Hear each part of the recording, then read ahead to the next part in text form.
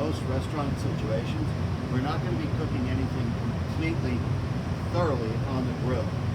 Remember there was a French term I used? Anybody remember?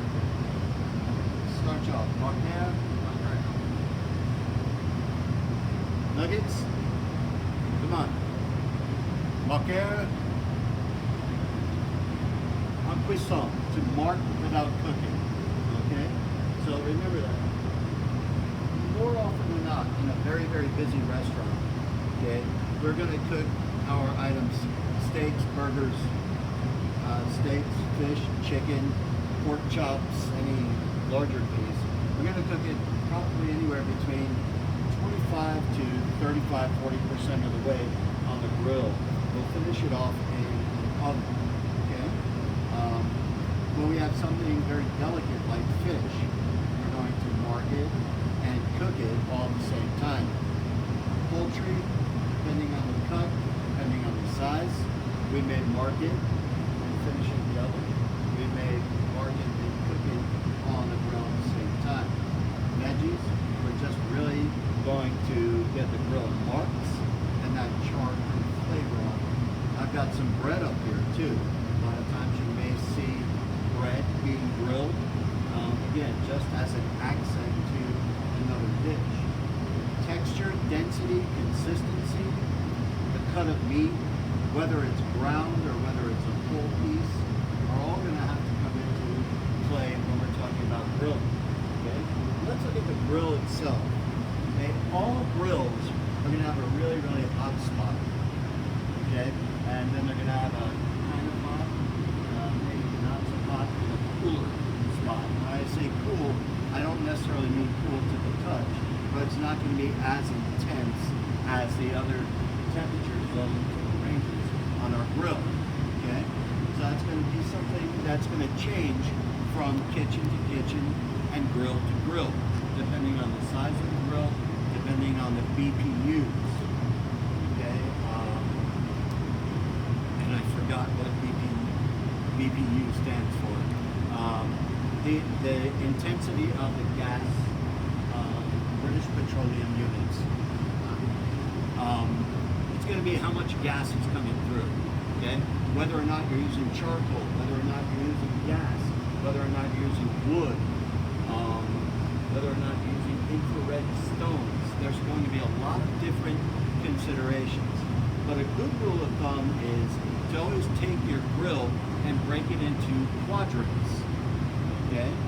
So if we're just going to mark something on the grill, okay, say we're doing large banquet production, we have to grill off 500 steaks, 500 pieces of chicken.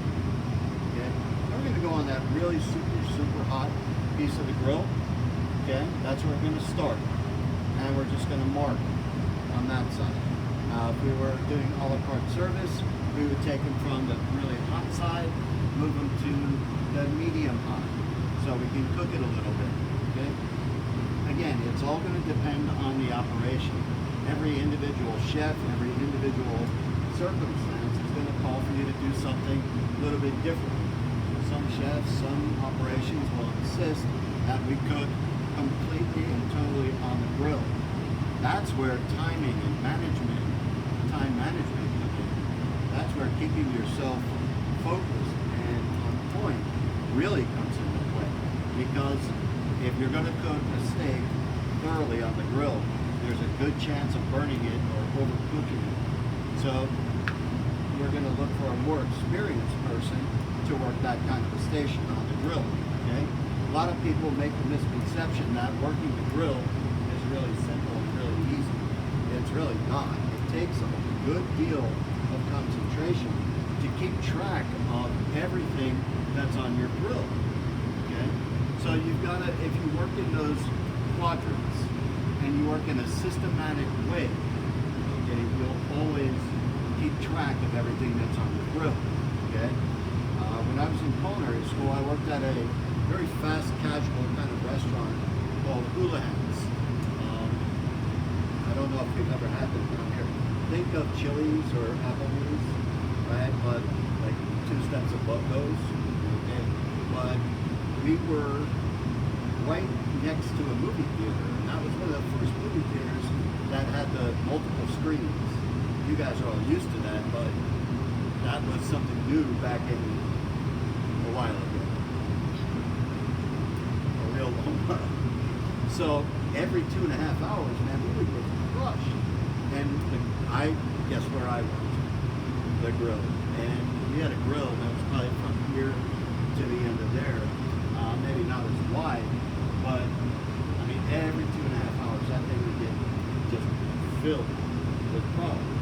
You've really got to develop a system of keeping track of it. Okay? So again, when we can call it quadrants, or we can call it zone cooking. Okay? You know, again, remember, you've got different zones on your grill.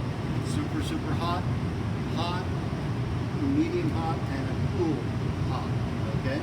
And again, depending on the operation, chef or kitchen manager, sous chefs, they may say, I want everything cooked on the grill, or they may say, mark it, get it in the oven, get it out, right?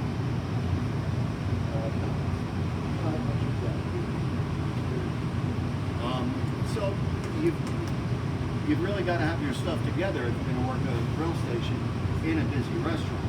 Okay? Sometimes you'll be grilling racks of lamb. You may be grilling a half chicken.